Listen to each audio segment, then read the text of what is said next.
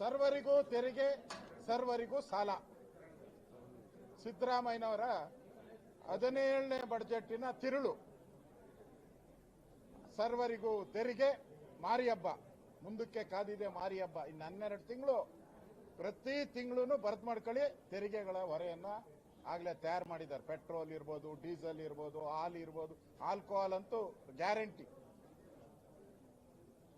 ಇದು ಸಿದ್ದರಾಮಯ್ಯನವರ ಕಳಪೆ ಬಜೆಟ್. ಇದು ಕಳೆದ 3 ವರ್ಷದಲ್ಲಿ 4.5 ಲಕ್ಷ ಕೋಟಿ ಸಾಲ ಮಾಡಿದ್ದಾರೆ ಸಿದ್ದರಾಮಯ್ಯ. 4.5 ಲಕ್ಷ ಕೋಟಿ. ನಮ್ದು ಈಗ 8 ಲಕ್ಷ ಕೋಟಿ, 824 ಕೋಟಿ ನಾವು ಸಾಲ ನಮ್ಮ ತಲೆ ಮೇಲೆ ಇದೆ ಈಗ. ಅದರಲ್ಲಿ ಸಿದ್ದರಾಮಯ್ಯನವರ ಪಾಲೆಷ್ಟು ಅಂದ್ರೆ 54%. 54%. ಇನ್ನು2 ವರ್ಷದ್ದು ಏನನ್ನ ಸೇರಿಸ್ಕೊಂಡ್ಬಿಟ್ರೆ ಸಿದ್ದರಾಮಯ್ಯನವ್ರದ್ದು 60%. ಹೆಂಗೂ ಕಮಿಷನ್ 60% ಹೊಡಿತಾವ್ರೆ. ಆ ಕಮಿಷನ್ಗೆ ಕರೆಕ್ಟ್ ಆಗಿ ಇವ್ರ ಶೇರುನು ಸಾಲನೂ ಕೂಡ ಇದೆ. ಅಂದ್ರೆ ಸಾಲ ಮಾಡಿ ಸರ್ಕಾರ ನಡ್ಸಕ್ಕೆ ನೀ ಹಾಕ್ಬೇಕಪ್ಪ ಸಿದ್ದರಾಮಯ್ಯ, ನೀ ಹಾಕ್ಬೇಕು. ಯಾರೋ ಸಾಮಾನ್ಯ ಜನ ರೋಡ್ ಆಗಿರೋನು ಕೂಡ ಸಾಲ ಮಾಡಿ ತರಕಾರಿ ವ್ಯಾಪಾರ ಮಾಡೋನು ಕೂಡ ಮಾಡ್ತಾರೆ. ನೀನು ಏನೋ ಸ್ಪೆಷಲ್ಲು ನಾನು ಆದಾಯ ಮಾಡ್ತೀನಿ. ಅವ್ರ ಬಜೆಟ್ ಹೇಳಿದ್ದಾರೆ, ಕರ್ನಾಟಕದ ಜನತೆಗಳಿಗೆ ಕನಸಿನ ರೆಕ್ಕೆಗಳನ್ನ ಕೊಡ್ತೀನಿ ಅಂತ ಹೇಳಿದ್ದಾರೆ. ಕಳೆದ ಬಜೆಟ್ ಅಲ್ಲಿ ಎಲ್ಲರಿಗೂ ಕನಸಿನ ರೆಕ್ಕೆಗಳಂತೆ. ಇದೇನಾ ನಿಮ್ ಕನಸಿನ ರೆಕ್ಕೆಗಳು? ಸೋರಿಕೆ, ವಾಲ್ಮೀಕಿ ಹಗರಣದಲ್ಲಿ ಲೂಟಿ, ಆಸ್ಪತ್ರೆಗಳಲ್ಲಿ ಮೆಡಿಸಿನ್ ನಲ್ಲಿ ಲೂಟಿ, ಸೈಟ್ಗಳು ಮೂಡ ಸೈಟ್ ಲೂಟಿ. ಬಿರಿ ಲೂಟಿಯಲ್ಲೇ ಈ ಸರ್ಕಾರ ಕಳೆದೋಗಿದೆ. ಸ್ಕ್ಯಾಂಡಲ್ ಸರ್ಕಾರ ಇದು. ಒಂದು ರೀತಿ ಯೋಜನಾ ಗಾತ್ರ ಏನಿದೆ ಅದು ಬರ್ತಾ ಬರ್ತಾ ಕುಸಿತಾ ಇದೆ. ನಮ್ಮ GDP ಗ್ರೋತ್ ಏನಾಗಬೇಕಾಯಿತು ಅದು ಅಭಿವೃದ್ಧಿ ಮೇಲೆ ನಿಂತಿರೋದು. GDP ಗ್ರೋತ್ ಈಗ ಅಭಿವೃದ್ಧಿ ಕಳೆದ 3 ವರ್ಷದಿಂದನೂ ಕಾಂಗ್ರೆಸ್ MLAಗಳು ಹೇಳಿದ್ದಾರೆ. ಕಾಂಗ್ರೆಸ್ಸಿನ ರಾಷ್ಟ್ರೀಯ ಅಧ್ಯಕ್ಷರು ಒಂದು ಬಾಂಡ್ಲಿ ಮಣ್ಣು ಹಾಕಕ್ಕೂ ಯೋಗ್ಯತೆ ಇಲ್ಲ ರಸ್ತೆಗೆ ಅಂತೇಳಿ ಸನ್ಮಾನ್ಯ ಖರ್ಗೆ ಅವರು ಹೇಳಿದ್ದಾರೆ. ಕಲಬುರಗಿ ಇರ್ಬೋದು, ದಾವಣಗೆರೆ, ಬೇಕಾದಷ್ಟು ಕಾಂಗ್ರೆಸ್ MLAಗಳೇ ಕೂಡ ಈಗಾಗಲೇ ಸರ್ಕಾರದ ವಿರುದ್ಧ ಹೇಳಿದ್ದಾರೆ. ಕೆಲವರಂತೂ ರಾಮನಗರದ MLA ಹೇಳಿದ್ದಾರೆ, ಈ ಸಿದ್ದರಾಮಯ್ಯ ಇದ್ರೆ ನಾನು ರಾಜೀನಾಮೆನೇ ಕೊಟ್ಬಿಡ್ತೀನಿ, DK ಶಿವಕುಮಾರ್ ಆಗ್ಬೇಕು ಅಂತ ಅವ್ರು ಹೇಳಿದ್ದಾರೆ. ಅಂದ್ರೆ ಈ ಸರ್ಕಾರ ಇವತ್ತು ಬಜೆಟ್ ಅನ್ನ ಮಣ್ಣೆ ಮಾಡಿ ಇದೊಂದು ಜನಪರವಾದಂತ ಬಜೆಟ್ ಆಗಬೇಕಾಯಿತು. ಆದರೆ ಜನರಿಗೆ ಮೋಸ ಮಾಡುವಂತ ಬಜೆಟ್. ವಿಶೇಷವಾಗಿ ಬಡವರಿಗೆ ಅನ್ಯಾಯ ಮಾಡಿದ್ದಾರೆ. ರೈತರಿಗೆ ನೀರಾವರಿ ಯೋಜನೆಗೆ ಕೃಷ್ಣೆಯ ಕಣ್ಣೀರು ಅಂತೇಳಿ ಅವಾಗ ಯಡಿಯೂರಪ್ಪನವರು ಮುಖ್ಯಮಂತ್ರಿ ಇದ್ದಾಗ ಇವರೊಂದು ಪಾದಯಾತ್ರೆ ಎಲ್ಲ ಮಾಡಿದ್ರು.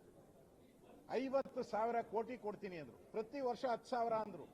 ಈಗ ಇಡೀ ಬಜೆಟ್ ಅಲ್ಲಿ ಕಾವೇರಿ, ತುಂಗೆ ಎಲ್ಲದಕ್ಕೂ ಸೇರಿ ಕೃಷ್ಣ ಎಲ್ಲ 8,000 ಕೋಟಿಯನ್ನ ಇಟ್ಟಿದ್ದಾರೆ. ನೀರಾವರಿಗೆ 8,000 ಕೋಟಿ. ಯಾಕೆ?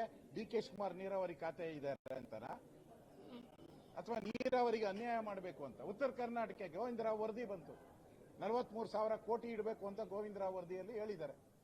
ಪ್ರತಿ ವರ್ಷ 15,000 ಕೋಟಿ. ಎಲ್ಲಿದೆ ನಿಮ್ಮ ಬಜೆಟ್ ಅಲ್ಲಿ? ಉತ್ತರ ಕರ್ನಾಟಕವನ್ನ ನೆಗ್ಲೆಕ್ಟ್ ಮಾಡಿದ್ದೀರಾ. ಉತ್ತರ ಕರ್ನಾಟಕದಲ್ಲಿ ನೀವು 17 ಬಾರಿ ಬಜೆಟ್ ಮಂಡಿಸಿದ ಮೇಲೂ ನಿಮ್ಮ ಹಿಂದುಳಿದ ತಾಲೂಕುಗಳು ಜಾಸ್ತಿ ಆಗಿದೆ. ಇವಾಗ ಗೋವಿಂದರಾವ್ ವರದಿ, ನಂಜುಂಡಪ್ಪ ವರದಿಗಿಂತ ಗೋವಿಂದರಾವ್ ವರದಿಯಲ್ಲಿ 42% ಜಾಸ್ತಿ ಆಗಿದೆ. ಅಂದ್ರೆ ಸಿದ್ದರಾಮಯ್ಯ ಕರ್ನಾಟಕದ ಆರ್ಥಿಕ ಪರಿಸ್ಥಿತಿಯನ್ನ ಹಾಳುಗೆಡುವುದವರು, ಕರ್ನಾಟಕವನ್ನ ಸಾಲಗಾರರ ಲಿಸ್ಟಲ್ಲಿ ಸೇರಿಸಿದವರು, ಕರ್ನಾಟಕದ ಜನತೆಗೆ ದ್ರೋಹ ಮಾಡಿದವರು.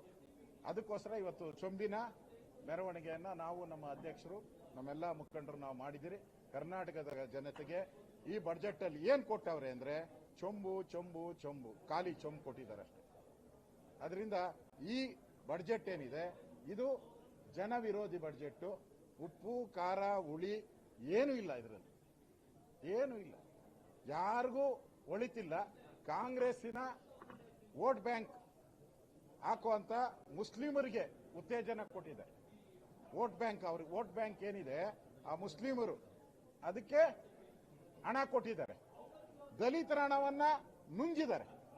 ಹೋದ್ ಸರಿನೇ 43,000 ಕೋಟಿ ಅಲ್ಲನಪ್ಪ, 43,000 ಕೋಟಿ. ಈ ಸರಿ ಸೇರ್ತಾರೆ 54-55,000 ಕೋಟಿ ಹೋಗ್ತದೆ. ಒಂದ್ ಕಡೆ ದಲಿತರ ಹಣವನ್ನ ತಗೊಂಡಿದ್ದೀರಾ, ಯಾಕೆ ಮುಸಲ್ಮಾನರ ಹಣವನ್ನ ಯಾಕೆ ತಗೊಂಡಿಲ್ಲ ನೀವು? ಅವರ ಇಲಾಖೆಯಲ್ಲಿರೋ ಹಣವನ್ನ ಗ್ಯಾರಂಟಿಗಳಿಗೆ ಯಾಕೆ ಡೈವರ್ಟ್ ಮಾಡಿಲ್ಲ? ದಲಿತರೇ ಬೇಕಾಗಿತ್ತಾ?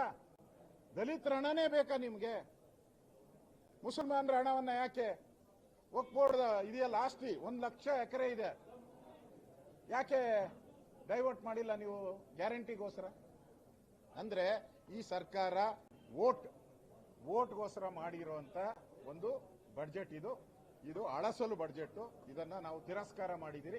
ರಾಜ್ಯದ ಜನತೆ ಮುಂದೆ ಈ ಬಡ್ಜೆಟ್ ಇಟ್ಕೊಂಡು ನಾವು ಜನಗಳ ಮುಂದೆ ಹೋಗ್ತೀರಿ. ಈ ಸರ್ಕಾರವನ್ನ ಕಿತ್ತೊಗೆಯುವಂತ ಕೆಲಸವನ್ನ ನಾವು, ನಮ್ಮ ಅಧ್ಯಕ್ಷರು, ನಮ್ಮೆಲ್ಲ MLAಗಳು ನಾವು ಹೋರಾಟವನ್ನ ಮುಂದುವರಿಸ್ತೀರಿ. ಈ ಸರ್ಕಾರ ತೊಲಗಬೇಕು, ಲೂಟಿಕೋರ ಸರ್ಕಾರ.